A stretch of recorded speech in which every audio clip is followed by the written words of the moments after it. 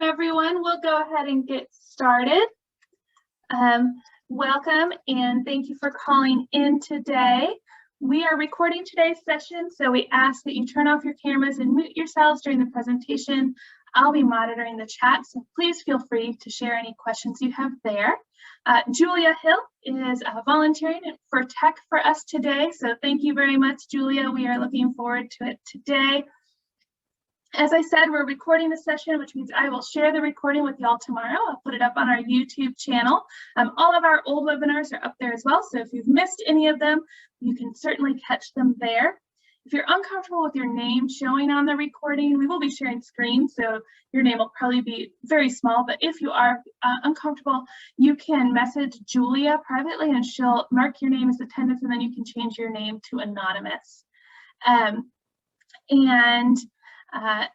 I'm going to start with our land acknowledgement today. So TCINN is headquartered in Austin, and as such, it is headquartered in the ancestral and unceded land of the Tonkawa, Cherokee, and Sana people.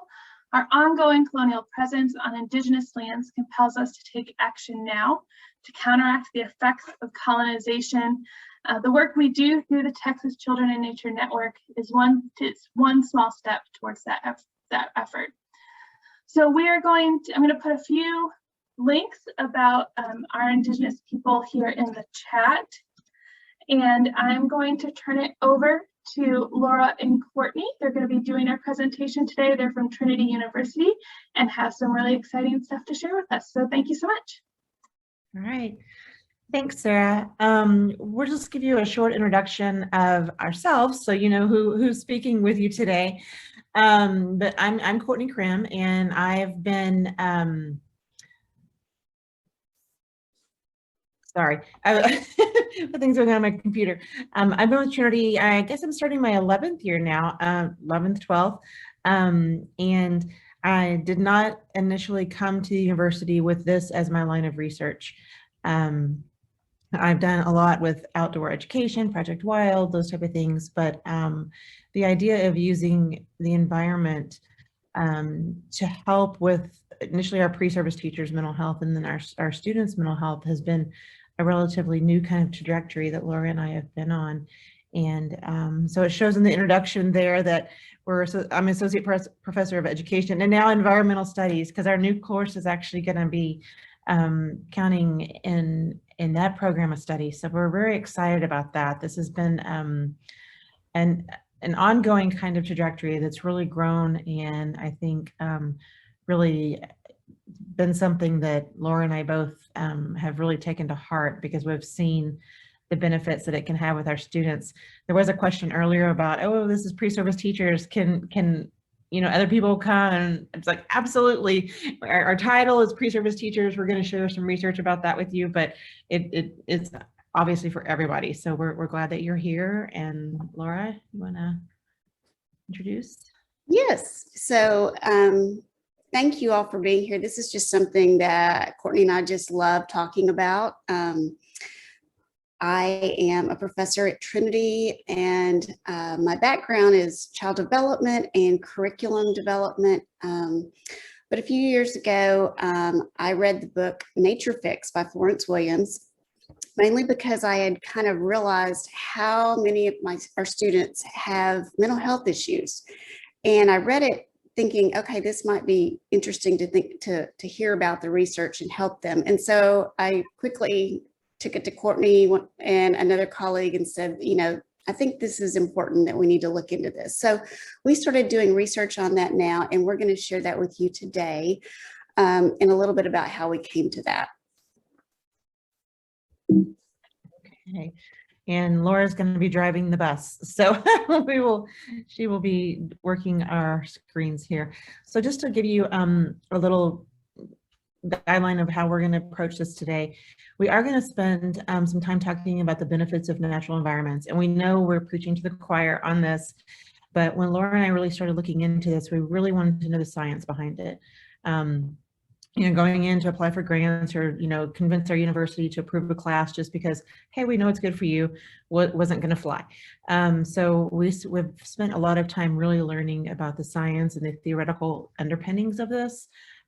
So we're going to share that with you, as well as some of the research we've been doing on teacher resilience, because we know some of you are in from different ISDs in the area, which we're thrilled that you're here today, because we really do worry about teacher burnout and their mental well-being in the field. And then we're going to share some about our work, which is we're going to talk to you about a study we did where we had them walking in urban and natural settings, and I'm going to talk about some of the sit spots I've done with my classes. We're going to talk about some data from a full day experience we did with our pre-service teachers, and then a little bit about our new course. And then hopefully we're going to have time for some resources and questions. We're going to try and get a whole lot fit into the hour. So yeah, that's where we're going, and Laura will take it. All right, so just take a minute and look at this photo. Just kind of take in everything that is there and see how it makes you feel.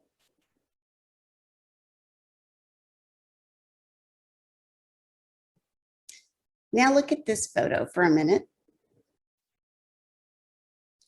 Just kind of take in what it's presenting to you and see if you feel any differently. What Courtney's going to share in a minute about the research is that whether you're actually in urban or natural environments in person, or viewing them, there's quite a bit of research about just viewing them on screens, is that about 80 to 85% of people prefer the second setting, the nature setting, and feel calmer, feel more focused, and have more attention, and a lot of other benefits when we immerse ourselves in nature. So that's just a nice little introduction to some of this research that Courtney's going to share with you now. So when you look at a lot of the meta-analysis where people have combined all the studies about benefits of being in nature, Bratman has done quite a few, or has a really big study. Frumkin has a really nice study. And so we've got the sources at the bottom, but when you put them all together, it's this massive list, and it's very overwhelming to look at. So what we've done here is broken it into 4 areas: physical, emotional, cognitive, and social, because we know that people are kind of coming to this for different purposes. We initially came to it for the social emotional pieces of it, and we're using that a lot with some of our other work with Empatico and some other grants that we have. In the medical world, they seem to really kind of look at the physical pieces of it. And so you can see, like, some of these may stand out to you, and you're welcome to put them in the chat. But the increase in immune function, the decrease in blood pressure, I mean, those are all, that's going to be beneficial to everyone. In the school systems, they kind of want to look at the cognitive piece of it, like how is this going to help our kids test better, or whatever they may be looking at. But we know it increased attention, and it increases memory, and it increases creativity. So those are all things that are very important. We wanted to look at it from the emotional piece of that it really increases emotional regulation, which is one thing that we were very concerned about with our students, and it decreases depression and anxiety, which is a really big factor. Our kids at Trinity are really smart, and they're leaving, and not because they can't handle the academic load. More often than not, it's because of anxiety or depression that's really impacting them. So that was one that was really important. But in this chart, we've just kind of broken it up into some of the different areas of how those benefits present themselves.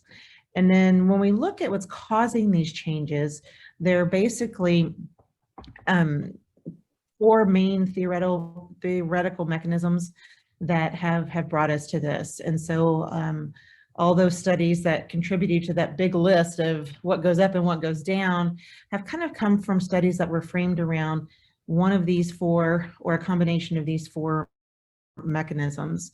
And what we find is that it's a synergistic effect. There's not necessarily one theory that seems to stand out and be the right one.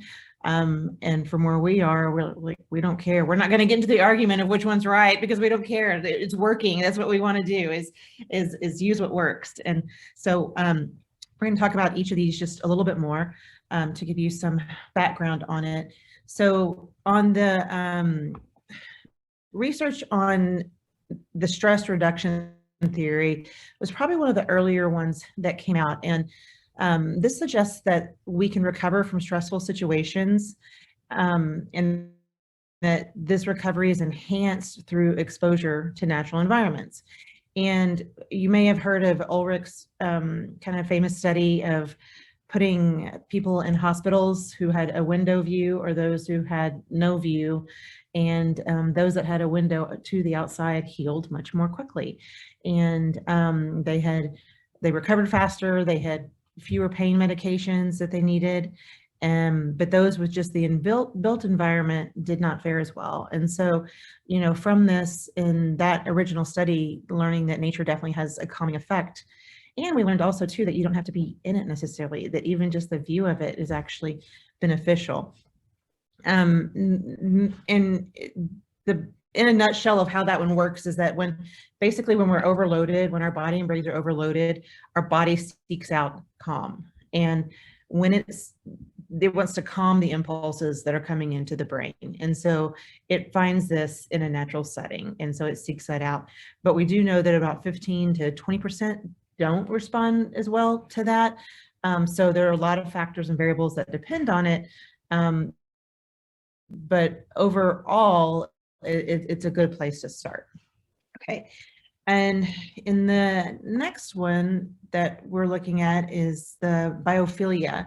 And this one, I want you to take just a couple minutes, or not even minutes, seconds, and look at the pictures A and B, and just think in your brain which one you would prefer to be in.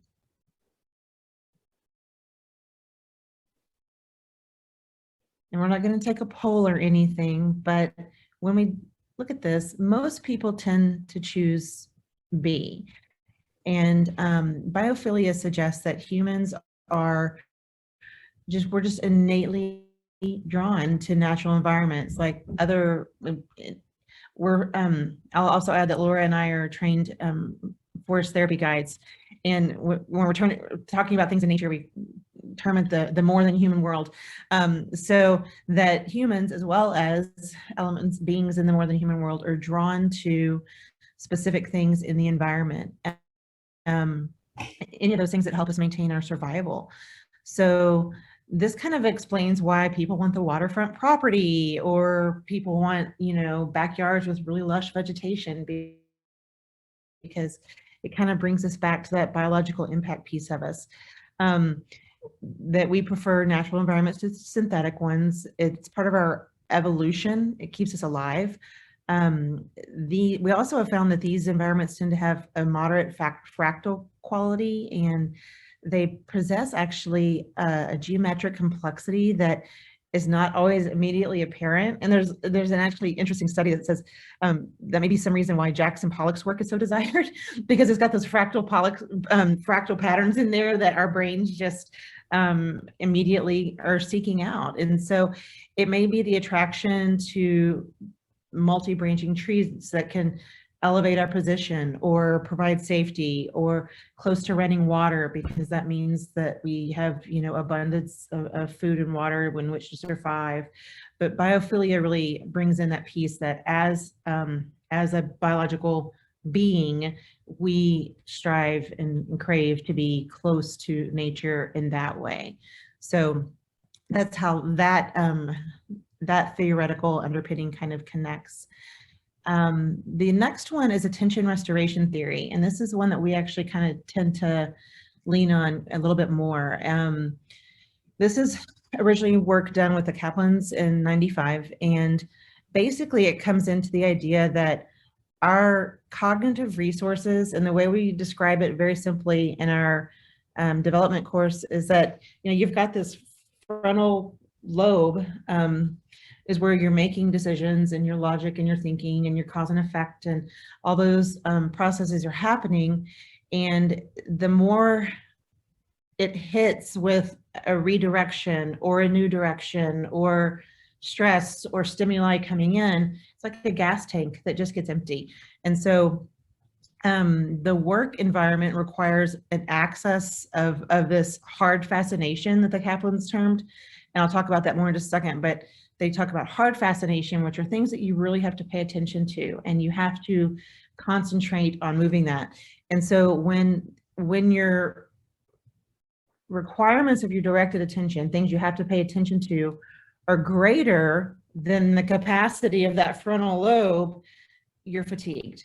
And so, yes, that brings us into this slide, which talks about the two kinds of fascination. So hard fascination is when you have highly stimulating activity, something you have to do. Even if you enjoy it, it's still, you know, if you're having to concentrate on it directly, that kind of fatigues the brain in what you're able to do.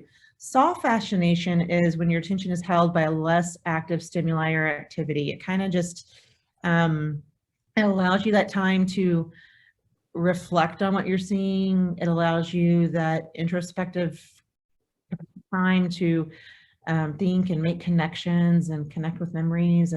And so the soft fascination actually allows you to refill that frontal lobe gas tank, basically. So when the requirements of directed attention go down and you have access to a natural environment, then the directed attentional capacity of your brain recoups. And that allows you to basically fill back up your gas tank. And that's where a lot of those benefits that we see of people are able to be more creative. There's a higher level of focus, and those things come back into play. And so the attention restoration theory is one that we use quite a bit in our work. And I think that's kind of, if people are in schools, that's probably one that might appeal to you a little bit more. And then the last research line or hypothesis that we see is the fight inside. And this has been a little bit more research, in the research that this suggests that trees give off phytoncides, and we know that they do this. We know that especially the coniferous trees, they have an antibacterial, anti-inflammatory, and antifungal quality, which helps the plants fight their own diseases. And they communicate with one another about when to release these phytoncides to help best protect themselves. And we know that when people breathe in these chemicals or even absorb them through their skin, like if they're in that environment, that our bodies actually respond beneficially, as do the surrounding trees. So it's as if we're one of the beings with the trees, and that as our body takes in these phytoncides, it responds, it increases the number of activity. It's a type of white blood cell called the natural killer cells, or NK cells. And these naturally increase when the phytoncides are increased in the body. And so these cells kill tumors and the virus infected cells that may be in our body. In one study, it increased the natural killer activity from it. They took a 3-day, 2-night forest bathing trip and then measured the level of NK cells in the blood, and it lasted for more than 30 days as a benefit of being outside in the natural environment. And so the phytoncide hypothesis is one we're seeing quite a bit. Is getting, I think, a little more recent kind of focus as well. So when we look at these together, like we said, it's a very synergistic effect. So in a nutshell, what we know is that our bodies are experiencing stress and that there's some type of restorative effect of nature. It might be that we're having that soft attention or a low cognitive load. It might be that there are antimicrobial exposures that are happening in our body. We do know that there's some physical activity happening. And then the social interaction is important. So whatever people need. Like we said, sometimes there's percentages of individuals that don't respond to one particular theory or another. But when you mash them together, you get these multiple restorative effects, and people take the moderators that they need. And then so from this, the outcome is that you're having physiological relaxation, immune system recovery, and cognitive restoration. And so we know that in some countries, they're actually using this as their medical model. Japan, Finland, Scotland are building forests, wellness forests, that they're actually using as part of their national medical and health initiatives from the get-go. And we know that the results of this, whatever factors are going into it and whatever people are needing, that it's a preventative medical effects that are happening. What we're looking at in our research is, however these are going together, is it helping with the resilience of our teachers? Because not only do they have a burnout, but then they're dealing with a lot of students who need a lot of help regulating their own emotions. And Laura's going to talk more about that. Thanks, Courtney. So we know that teaching in general is challenging, but we also know that pre-service teachers and beginning teachers have some unique challenges that they have to deal with. So they come into a profession that is one of the most stressful. A study just a few years ago put nursing and teaching on par with each other as the most stressful professions. So, and we know during the pandemic, both of those professions, healthcare and teaching, have had a lot of stress put on them. And so pre-service teachers have to come into a profession where they've got to learn to manage their own health and well-being. They've got to manage that so that they don't burn out. We know that attrition rates are high in the first 3 to 5 years. And another important reason to manage the stress is that it affects students' social and academic outcomes. It not only affects the teachers, whom we're mainly focused on right now in these studies, but it actually will spill over and affect achievement, whether it's academic or social outcomes. Beginning teachers also have to learn, at least in Texas and in many other states, they have to learn how to support their students' social emotional health and learning. They have to learn, for example, TEA requires they learn about mental health and substance abuse and suicide prevention and things like that, so that they are able to support their students, not as counselors or school psychologists, but as but to have some interventions in the classroom that can be supportive of these mental health problems that we see students coming in with.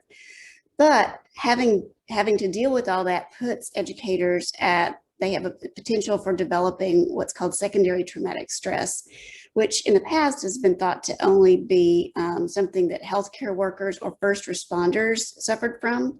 And now they're finding it more common in teachers, that having to deal with a lot of students with a lot of social emotional needs actually causes the secondary traumatic stress for teachers.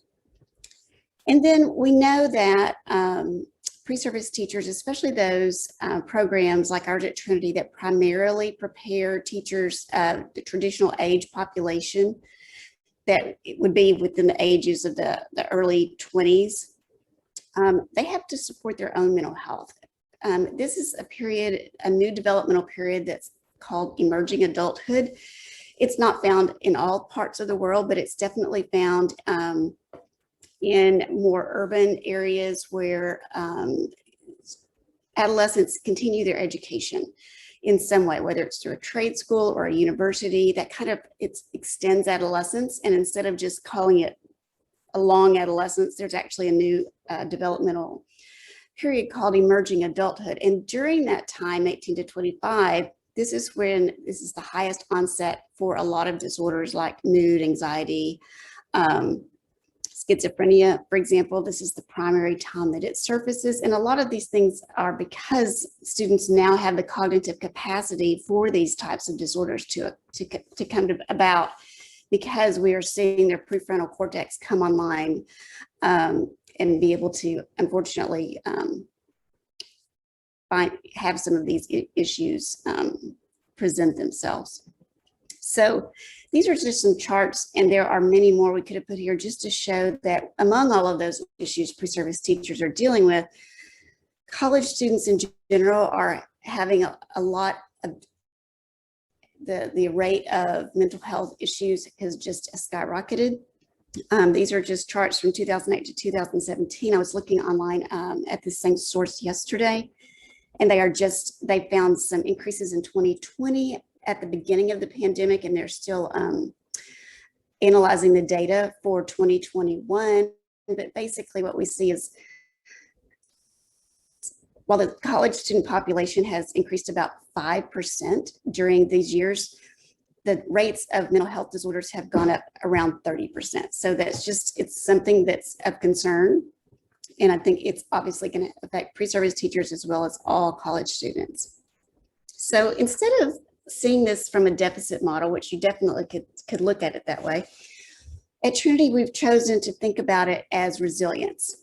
Teacher resilience. And we also like Day and Gu's model of resilience. Their definition is called everyday resilience. So instead of just thinking that resilience is an innate quality, that someone's either resilient or they're not, we like to look at it from a social ecological perspective and realize that resilience is something that can be shaped and learned and supported, and it includes all the aspects of someone's personal and professional life. So it's not just, are you resilient during one day when something really difficult happened, but kind of that higher level of resilience that we want teachers to develop to be able to be healthier and to deal with life as well as their teaching career in a positive way.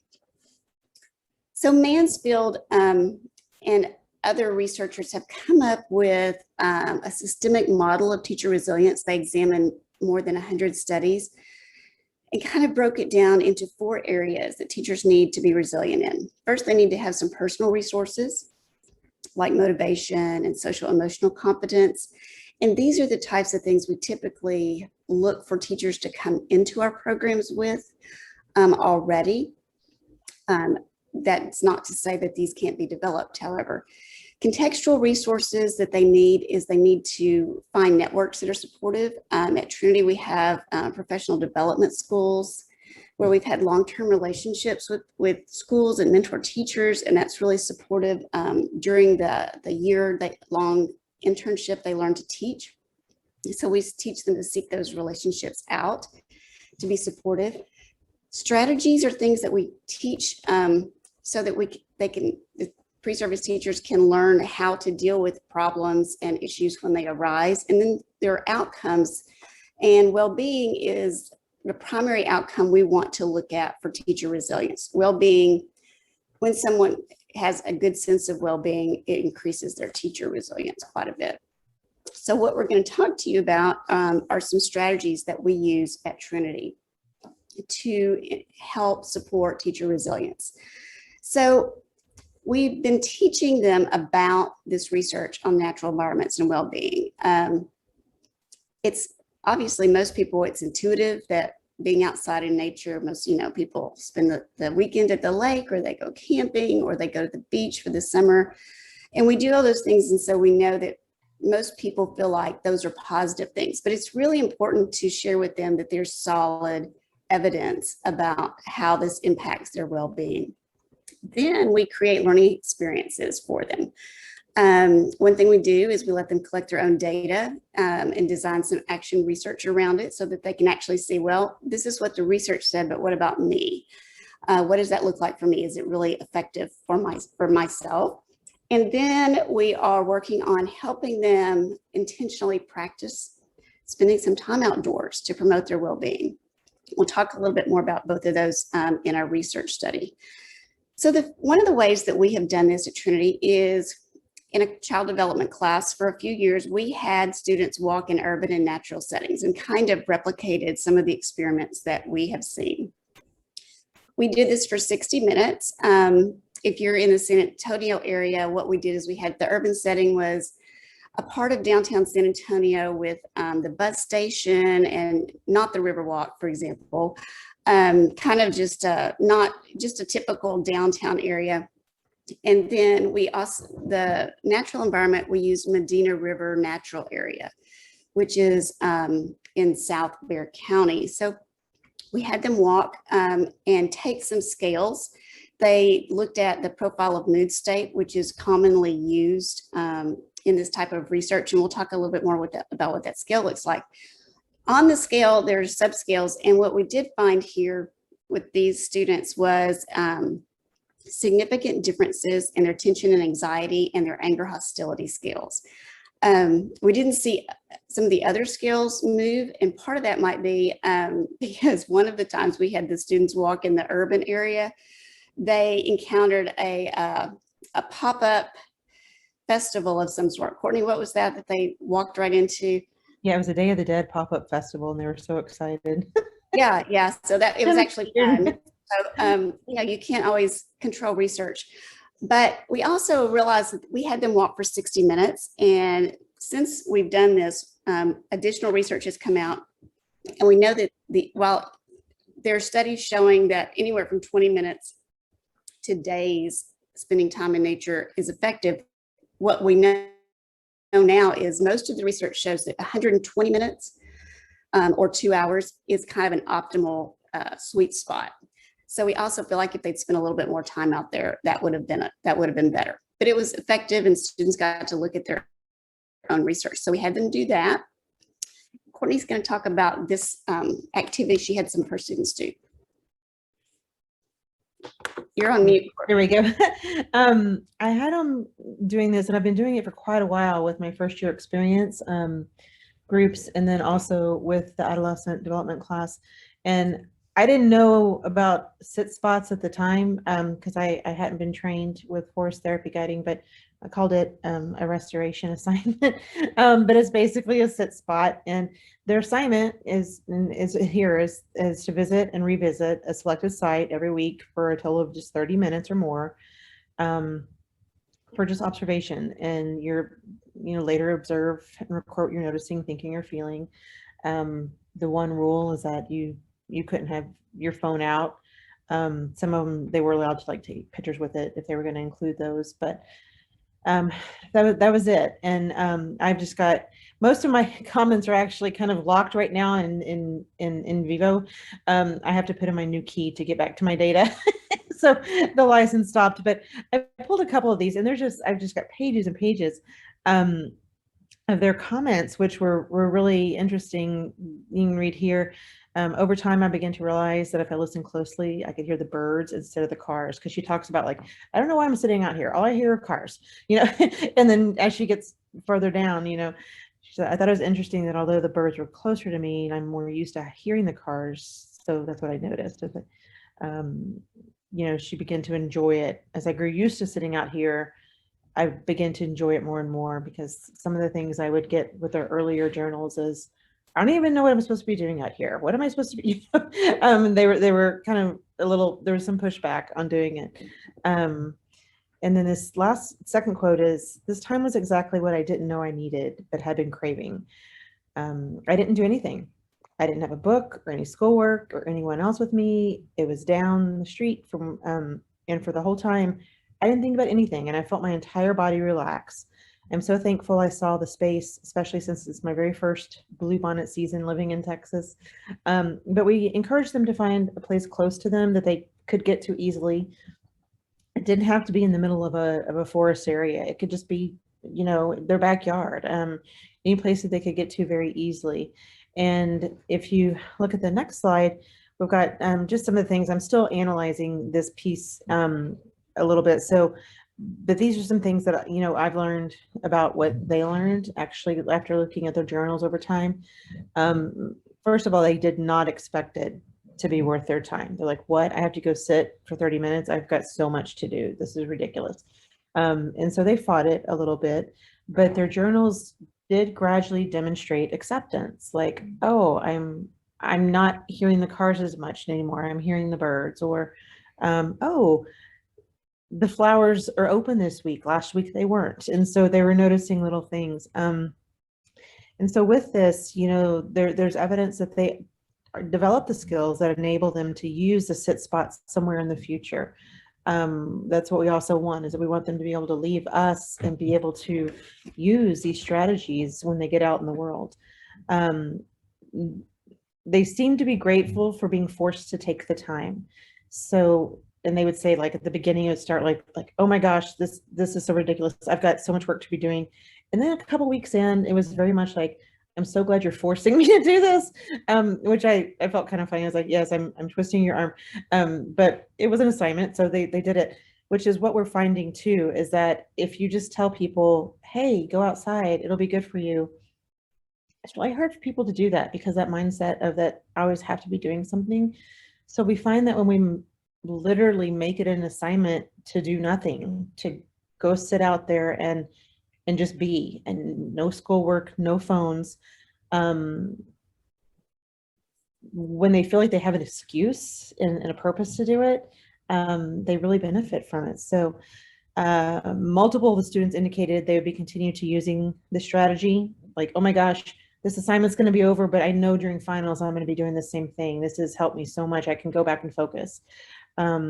And then also that they experience some of the expected outcomes of nature and well-being that we hope that they would experience and see, that kind of matches the research that was out there. So I'm in the middle still of digging through some of this, but yes, my sit spot assignment or restoration assignment has been going on for quite a while. And at first I wasn't looking, I mean, I was reading what they were putting, but I wasn't analyzing it. But now I'm going back to analyze some of what they've learned, because there is actually a pattern. It does take a while for them to acclimate to it and feel comfortable with it. All right, thank you, Courtney. So this is actually now the research that you thought you were going to hear about today. It's a large research project that we did in fall of 2019. Thankfully, it was October. And we'll get into a little bit more about it, but we had 3 research questions.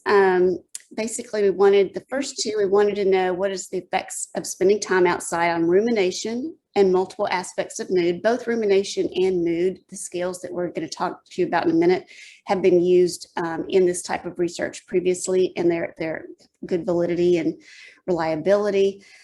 We wanted to know, especially these are teachers, do we see differences in exposure to the natural environment compared to spending time in a simulated indoor professional development day? So, for example, when we talk about teachers needing to be, they need to get rejuvenated, restored, a lot of times we'll say, oh, well, there's a PD day coming up or whatever. So, both of these days, the nature exposure day and the professional development day that we had them do, there are no students and there are no teaching demands. So we wanted to see, are there any differences just in the context of where they are?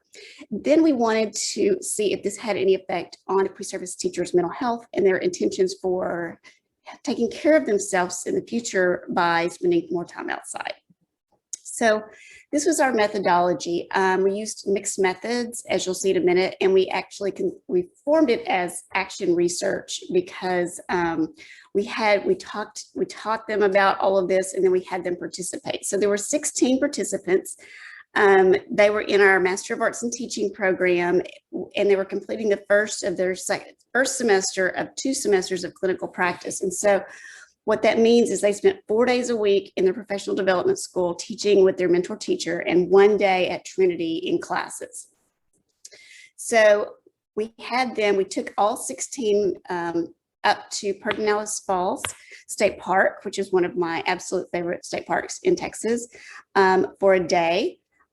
We gave them the measures that we're talking about in a minute, the rumination and the mood scales before we went, and then we gave them to them at the end of that day. And then we did the very same thing.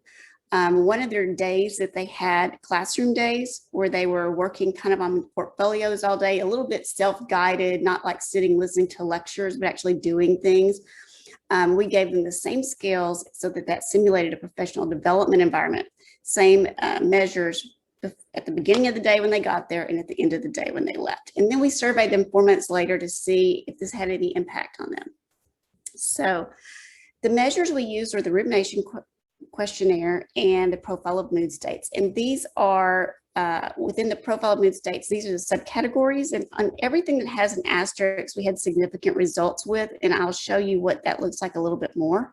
And if any of y'all we have our emails on this presentation at the beginning if you're interested in where we found these instruments or measures. We'll be glad to share that information with you too. So quickly, here's an example. Here's rumination. And so we're looking at two things here. First, we did a t-test to say, okay, just from the beginning of the first day, the beginning of the day to the end of the day, do we see any difference? And so what we found is that in the nature exposure condition, we saw a 20% reduction that was significantly different in rumination being lowered. And rumination is a key indicator of depression. So being lowered.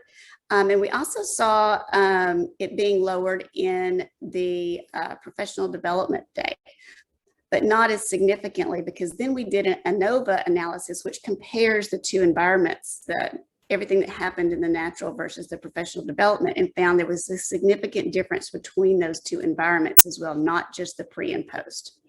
So rumination definitely was something that many others have found important data on, and they're considering rumination to be actually with the frontal lobe causation to be a cause, not just an indicator. These are the scales from the PALMs, and we definitely found significant differences in tension anxiety. You can kind of look at that. You note that this was not significant here, but when we look at the overall combination, then we had a large significance in the difference in those environments. So basically what that means is like this decrease you see here on the professional development, that was not enough to say that didn't happen by chance, but the comparison between the natural environment and the professional development environment on tension anxiety was significantly different. Confusion-Bewilderment, same kind of thing. This was highly significant in the natural environment, not significant in the professional development as comparing those days, but when you compare them to one another, very highly significantly different in favor of less confusion and bewilderment. The depression scale, this one was not, it was significant just with the natural environment. We didn't find significance with the other tests that we ran, but we still feel like it supports the research because it also is tied in so carefully to the rumination scale. We also think it's possible because the students were excited to go to Pedernales Falls that day instead of sit in class. So we also feel like they kind of perhaps had an artificially low level of depression that morning compared to maybe a regular day. We'll never know. That's an assumption we think. One of the other scales, the positive scale on this indicator, is called Esteem-related Affect. And what we saw here was a real significant increase in positive emotions with the natural environment compared to the professional development environment. So all of those indicators were significant. Then when we look at the whole, the profile of moods inventory as a whole, not parsing out the subscales, but just looking at it as a whole instrument, what you see here, and below the line is good on this particular one, so it's a little hard to look at. What we see, and I just want to point out here, is a 510% increase in positive mood, or you could say decrease in negative mood, however you want to say it, from the natural environment to the professional development environment. So a lot, definitely this supported the research, and we were able to show this to the students after they got back. It was a couple of weeks after the trip, and talk a little bit more about why we found the results we did. Then 4 months later, we gave them 10 questions. 7 of them are here. We wanted them to answer on a Likert scale. Then we gave them 3 open-ended questions, like tell us a little bit about, what you thought about the experience. So you can see basically what we found from here, from this data, as well as from, these are some of the quotes from the follow-up survey, that most of them really enjoyed the day. and feel like it should be part of some kind of programmatic offering all the time. But because they had so much to do in their teacher preparation program, they just didn't have a lot of time to get outside and do that. Some of them did, but most of them didn't. And then we found one or two, I think there were two that said, it was a cool experience, but it's just not for me. And that's also kind of what the research found. It's like 15 to 20% of people are just not, don't have these same effects when they go out in natural environments. So what we have found at Trinity is that this is very important, but we're going to have to find ways to intentionally include this in our curriculum. We cannot just say, oh, look, this is great. Let me tell you about the benefits. We'll even let you do a little action research to see if it works for you. And then say, okay, now in your free time, I want you to go do this. What we're learning is that's not going to be effective.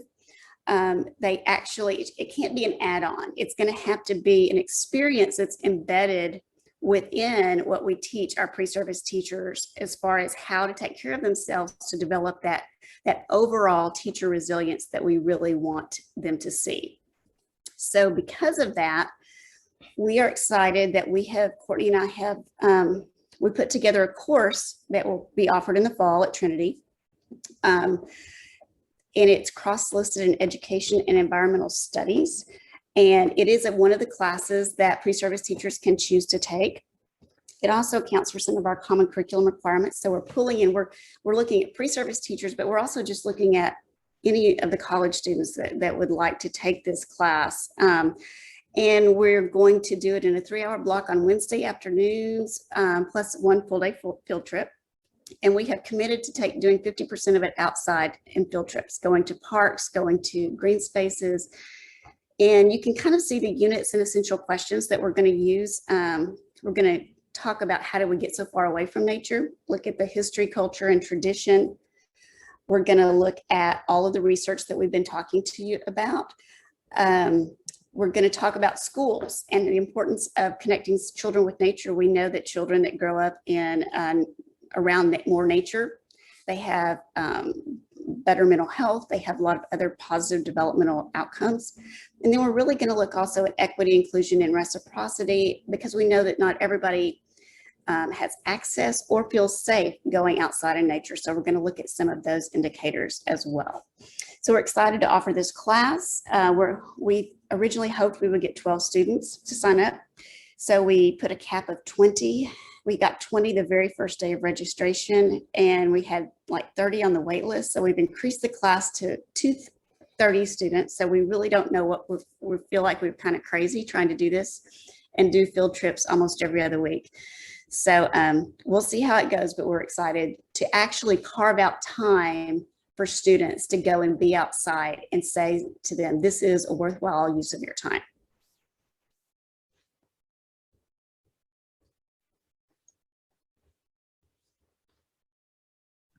I always forget to unmute. One of the things I know when I go to a workshop, I kind of want things that I want to walk away with. And so this is just a list. Partial of it is things that I've picked up from other workshops, and you can, I mean, you're going to have a copy of this, but you might be a slide to like screenshot and take in to, work with if you're working with teachers in different ways, or, you don't have to do, like with the forest bathing, it's usually a 2.5 to 3 hour kind of session. And sometimes those are hard to do. So what can you do today to like improve your own mental health or well-being, or share with students or share with teachers? It's just kind of a list we've been putting together, but open your windows when it's possible. I know it's Texas and it's really hot, but when it's possible, open your windows, or at least, sit close to one, or sit outside when you can, maybe before it gets too warm outside. Oh, I forgot a parentheses there. Get moving or meditate outside when you can, or even if you're meditating or moving, sitting inside near a window, that could help. Arrange your workspace so you have a view of nature. I have a standing desk in my office, and when I first had it, it was on my desk. And so when I would raise it, it would look at a wall, and I just moved it to the window. So like when I stand and work, I'm actually looking outside the window, and it was just a very simple move. Take nature breaks, set your watch or your phone to buzz, and just remind you to get out when you can, because we tend to sit a long time. Plant more vegetation in your yard. This actually helps you as you dig in the soil. Gosh, I'm seeing so many typos in here. I did. It's probably was on the airplane. This will help you as you dig in the soil. We know that there's actually a lot that helps absorb through your skin, but also it hosts more wildlife in your yard. So that when you're outside and you have more vegetation, there's actually more wildlife that you can observe.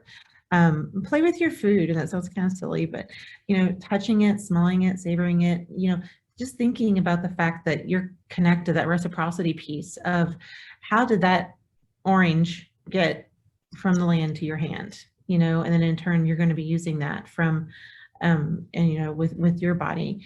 Even just watching the sun rise and set, it's a process where that soft fascination is just fabulous, and it's just so easy because you just literally watch it sinking or rising, and you kind of lose the time, which is what that soft fascination is needed. And then taking trips, even small ones, to new places.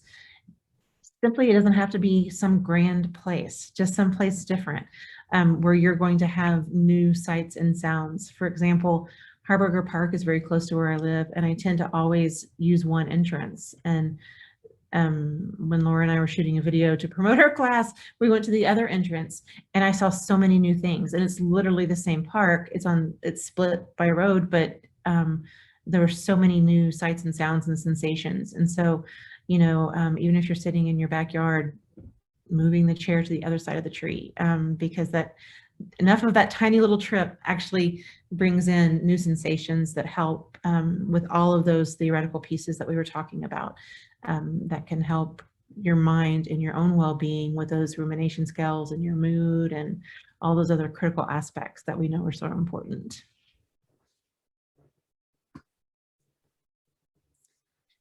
So we have put together, it's not our syllabus, which I've been talking to some people about, but we've put together a list of resources. Courtney, grab this off the screen. I don't know if you can grab that and put it in the chat. Yeah, let me. In a minute, if you can't, I'll do it in a second. We put together a list of resources for you. It's a sample of things that we've used and some of the things we talked to you about that might be helpful to you. So please feel free to check those out. And I know we've been talking in the chat about people being interested in the course, and thank you so much for that, because we're excited. We really weren't sure if it'd get approved, but we're thankful that it did. So we're working on the syllabus. We've got it fairly well developed, not completely. And so I know we'd be happy to share what we're doing and what the assignments look like and those kind of things with y'all. Because I agree, somebody had said, we need this for younger kids. Yes, we need it for everyone. Our focus tends to be pre-service teachers and then college students because of the context that we're in right now. But yes, we feel like this is something that everyone needs, and that we need to be more cognizant of, especially since we know that all of us spend about 90% of our time indoors, those of us that live in urban areas. And a lot of that time indoors is on some kind of a screen. So this is even more crucial, I think, that we make sure that especially those younger than us, don't lose their connection to nature. And I think also working with pre-service teachers, the idea and hope is that this trickles into their classrooms as well. Where it is an application. I mean, it's a full year, and so we're hoping if they see the benefits with themselves, that then they also can then turn around and use those same strategies with their student as their own learning. So yes, we agree. It does need to be used much more with the littles as well. April and Laura, we also have a question in the chat from April, which is, have you talked with grade schools to consider incorporating nature breaks as part of the day for both students and teachers, teacher recess? How do we get around the resistance from school administration that thinks that every minute of the day should be structured lessons? Oh, what good questions. Mhm. We have not directly worked with grade schools right now. I mean, we would love to, especially not just around this research, but providing things like forest therapy walks, which are forest bathing. If you've heard of forest bathing, the new term is forest therapy, because everybody, when you say bathing, everybody thinks you're running around naked outside, which you're not doing. So the new term is forest therapy. We have not done it directly with schools. We would love to, and we would love for administrators to realize the benefits for the kids and the teachers. There's a lot of benefits. There are a lot of research on the effects, the positive effects for example, ADHD and things like that. How do we get around the resistance? I think one of the ways to get around the resistance is showing them the research. We're in a very data-driven society, and I think showing them the research not only on students' attention, students' creativity, and those types of things, but also on teacher well-being. I think the combination would be very helpful. I tend to have found some more latitude in private schools because they don't have often the strict scope and sequence that we often see in public schools. But yeah, that's one thing we need to work on. And that's what I think Texas Children in Nature Network is so wonderful. It's helping us all do exactly those things. So yes, those are things that are very close to our heart as well. And I think we also at Trinity have the Center for Educational Leadership, which works a lot with superintendents, but we also have the Ed Leadership Program, which is kind of like we've got teacher school and principal school. And, you know, Laura and I are very overwhelmed. We've been feeling overwhelmed with like trying to get, we were dead set this course needed to happen in the fall, and we have been really working hard to get that done. And, you know, there are a lot of other things that we want to offer and do, but I would love for us to be able to speak with some of our principal candidates and, you know, work our way into some of those classes as well, because I think that would be a great way to have principals see the benefits, not only for their test scores and different things, but to keep their teachers engaged and healthy, because that's what's going to make a positive school culture, and that's what we try to promote in all of our programs. I did a lot of this kind of thing with teachers across the state, teaching the rangelands curriculum, and the first actual activity is to go outside and sit quietly by yourself and write about what you're seeing and feeling. And the whole curriculum is written to take kids outside and to help teachers be comfortable taking kids outside, but also to provide the TEKS that they are required to teach so that they can integrate that outside activity with what they're doing indoors. And I have to brag a little from the standpoint that when I get evaluations back, a lot of teachers are just thrilled because they want to take their kids outside, but they've not had a good reason to take them outside or knowledge about how to control them when they took them outside. So they really liked having that workshop and are still using the curriculum. So I think there are ways to do this. It's just a matter of making it fit with what teachers are already doing. And one of our suggestions too is with principals is like you want it to fit with what they need to do in the classroom, but our suggestion too is like when you have a professional development day, maybe starting it outside, maybe starting it with a nature walk, you know, starting that. We know PD days have purposes, and we know that there's things that need to be done, and some of that time is just critical. A teacher's always like, just give me time in my classroom, and we understand that. But you know, our suggestion is you know, working some of this actually into your professional development time so that teachers have that time carved out for them, because that one demonstrates the importance of the time outside, but it also then allows them to take advantage of that healing and, you know, that that restoration that we know that they need. So And if it's tied to what they're doing, what they have to do as far as in the classroom, the professional development is a joy for them. I've had teachers tell me this is the most fun I've ever had in a workshop and I can use it right now.